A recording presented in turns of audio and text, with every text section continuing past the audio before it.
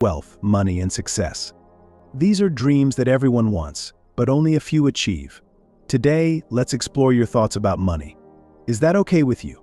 I'll start by asking you a question, and I want you to be honest, all right? Have you ever wondered why some people get rich while others stay stuck with debts and bills year after year? Have you noticed something? Why does school teach us things we'll never use in real life but never teach us about money? Why is it like that? If school had taught you about money, maybe you'd be rich by now. But if school didn't teach you, I will. Because you've never learned about money in your entire life, you'll learn it in this short video. Get ready for an adventure where we'll uncover secrets about how money really works, way beyond just saving and investing. Let's jump into the world of managing money, starting businesses, and much more. Are you ready to change how you think about money? Let's start with simple things. Is money good or evil? We've been told that money is something bad. You need to rethink what you believe about money. Often in movies, the rich are shown as dishonest and cheating, and you might think, I don't want to be dishonest or cheat, so I'll stay poor. However, money isn't good or evil. People are good or evil with money. Money just gives them more choices. I can use a bunch of money to do the wrong things, but I can also use that same money to buy food for people without homes. In this case, money is just a tool in our lives, but we decide how to use it. How many times have you heard that rich people don't go to heaven?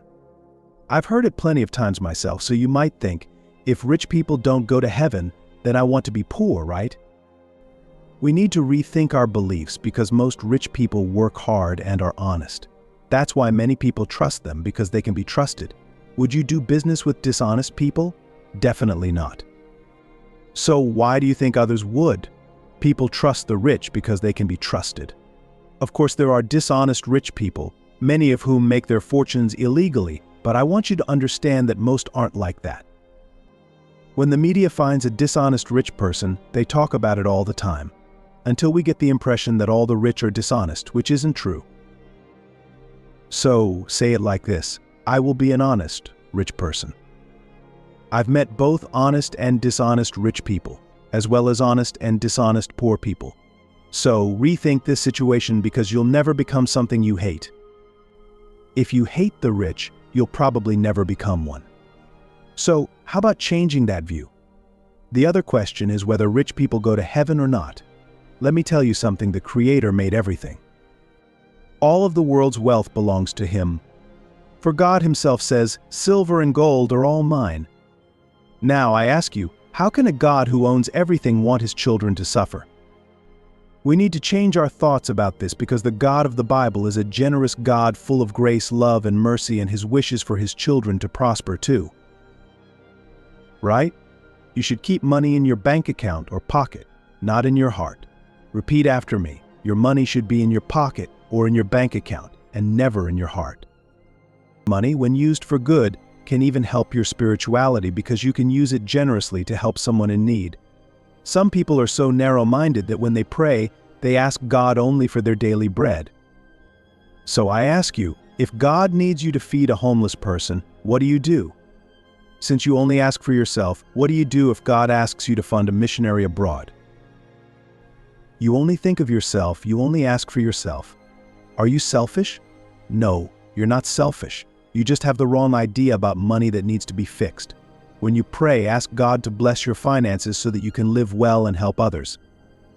So we've already cleared up two big misconceptions: the myth that every rich person is dishonest, and the myth that rich people don't go to heaven.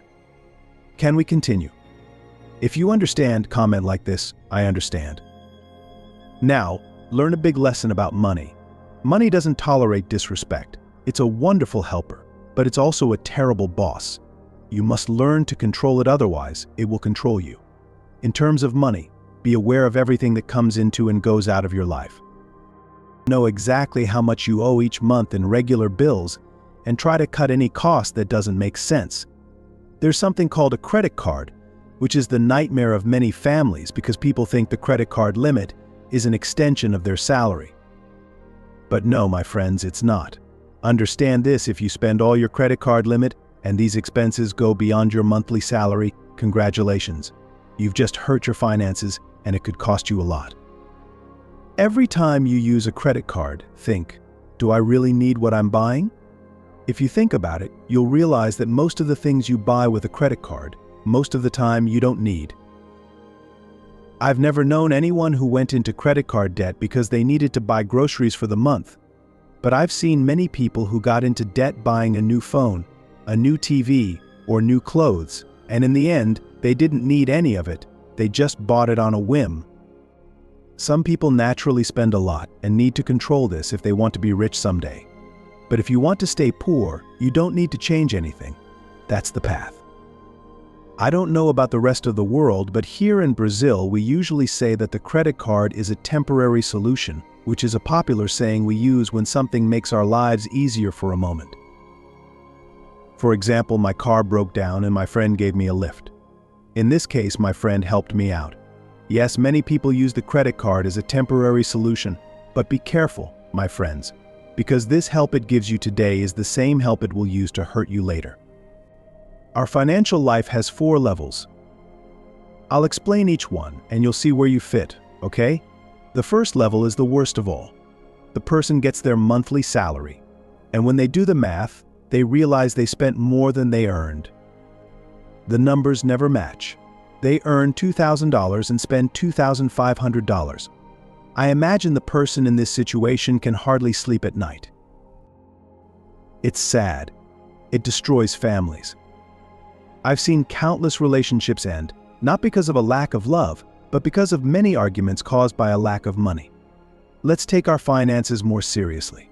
Spending everything you earn is the second financial level. The person gets their salary and manages to pay all their debts, but nothing is left, not even for ice cream. The person can pay all debts, but nothing is left. This financial style also needs to be fixed as soon as possible because this person isn't living, they're just getting by, agree. The third level is a bit better.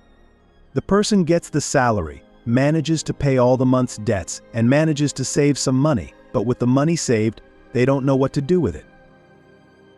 So they end up wasting this extra money on pointless things or sometimes leave this money in savings, and this money loses value every day because of inflation.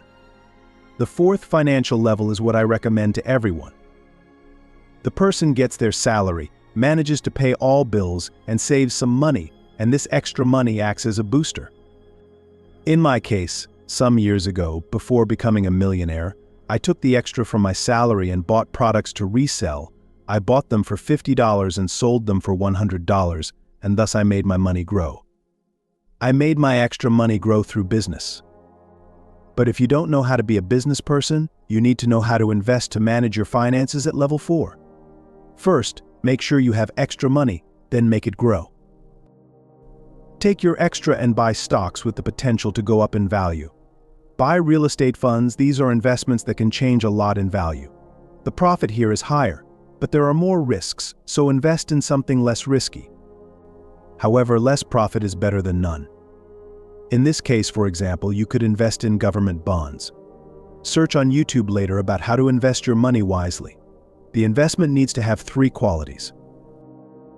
It must be safe, profitable, and simple to withdraw money when needed.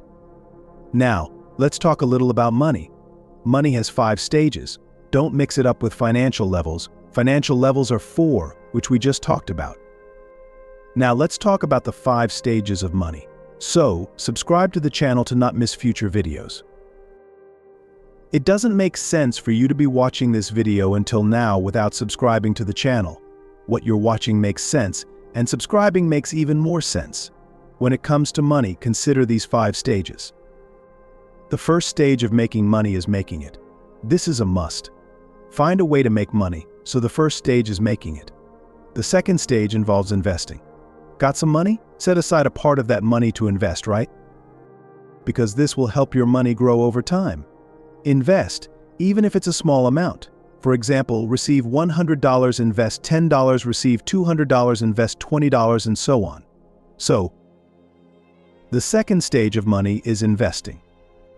If you have some money, take some of it out to invest. The third stage of saving money is saving. When thinking about spending, ask yourself, do I really need this item? Most of the time, you'll find that you don't. if you decide not to spend on unnecessary things, then you'll be saving money. I want you to know that I don't want you to be stingy or deprive yourself of things you enjoy eating. That's not what I'm teaching here. Sometimes you'll feel like eating pizza, so go ahead because you deserve it. But if you're buying a new pair of shoes and you know you already have 150 pairs in the drawer, then save your money, as it would be an unnecessary expense. After all, you're not a caterpillar. You only have 2 feet. The 4th stage of money keeping is: set aside part of your money, like personal giving, because the money you save will be a magnet that attracts even more money as cash attracts cash. For example, when you turn on the faucet in your house, the water flows down and goes to the river flows into the sea, so fluid goes where there is water. And hate goes to those who hate, and love goes to those who love, and money goes to those who have wealth. And when you make a personal donation, you're saying, I have money. Then even more money will come into your life. This money you'll leave stored in an account just to attract more money. But you might think, I earn little money. And if I do this, nothing will be left. So if you already earn a little, $10 is almost nothing. You can do it. There are people around the world who live on much less than you and live well. The 5th stage of money is spending. Here you pay your debts and buy what you like. But do keep in mind that money has 5 stages. Most people who don't make money go through these 5 stages. The money that many earn only passes through the first and last stage, which is making and spending. If it's only like this, you'll hardly get anywhere. Let's talk about receiving money. How do you get your money? In the form of a salary or in the form of profit? Let me tell you something. Most people get a salary. But profit is better than salary. If you agree to work for someone in exchange for a salary, you're ending the chances you have of making more money. Because the salary is payment for hours worked, your hours are limited, just like everyone else's. When your hours end, so do your chances of making more money. So it's better to work for profit, not for salary. For example, when you sell a product, you make a profit. Products can be unlimited, unlike your time. Many people say, I don't like selling. But the truth is that we're all sellers. We're all selling something. If you're an employee, you're selling your time. If someone is willing to pay for your time, it's because they're making much more from your service. Imagine if you use that time to work on something that you own. Be excited about sales. Sales are the best business in the world. Avoid selling your time because precious time is the most limited resource that humans have once wasted. You can't get it back. And many people spend their whole lives working for a salary, and that amount isn't even that high. People stop working on something for themselves to work for others. That's why you need to work on something that you own. Because if you don't work hard to achieve your dreams, someone will hire you to achieve theirs. And in return, they'll give you a salary while keeping all the profits. To bring wealth into your life, you need to learn to work with giving and receiving. There are people who are excellent at giving but terrible at receiving. They're too proud to take something from someone. And there are also people who are great at receiving but terrible at giving. They're selfish people. So learn to work with giving and receiving. Giving and receiving are like wheels, and you know that a half wheel doesn't turn, right? The wheel of wealth in your life must turn completely. You need to learn to work with giving, because giving will act as a booster in your life. Look at the gardener. He prunes the trees so they produce more flowers and fruits. Sometimes it's necessary to prune the money tree too, so it produces more fruits. Giving has 2 sides. When you give to those in need, you're being charitable. Now, if you buy a gift for your friend, and he could very well buy that gift himself, then you're being generous. The interesting thing is to do both. Give to those in need, and also to those who don't need it. Because if you only give to those in need, you're training your brain the wrong way. Your subconscious will be programmed as follows: in order to receive it, I need to be in need. Giving to the needy tells your subconscious, I receive it even when I don't need it. You learned how to deal with giving. Now you need to learn how to work with receiving. When someone offers you something, accept it. Because when a person does a good deed, a feel-good chemical is released in their brain, and they'll be happy. If someone offers you something and you don't accept it, you're stealing someone's happiness. So in order for money to flow well in your life, make the wheel of wealth spin faster. Always work with giving and receiving. The world is always changing. What do you work with today? There was a time when people worked in crop fields because that's what was available. Most workers were the ones who controlled the world. As the world keeps changing, the era of the Industrial Revolution came, and then the effect of moving from the countryside to the city happened. People stopped working in the fields to work in companies with machines during this time of the Industrial Revolution. Those who had more money controlled the world. As the world keeps changing. Now we're in the digital revolution. In 1996, Bill Gates stated, "In the future, there will be two types of companies, those that will do business on the internet, and those that will be out of business." And believe it or not, that time is already here. The future Gates talked about has arrived. Look at your credit card. How many purchases have you made online in recent months? Look at how many meals you've ordered through apps. People use apps to ride in cars. So today's world is digital. If people or companies aren't on the internet today, unfortunately, they're outdated. In the countryside era, those who had land controlled. In the Industrial Revolution, those who had money controlled. In the digital revolution, those who have information control. Notice that the valuable currency is always changing.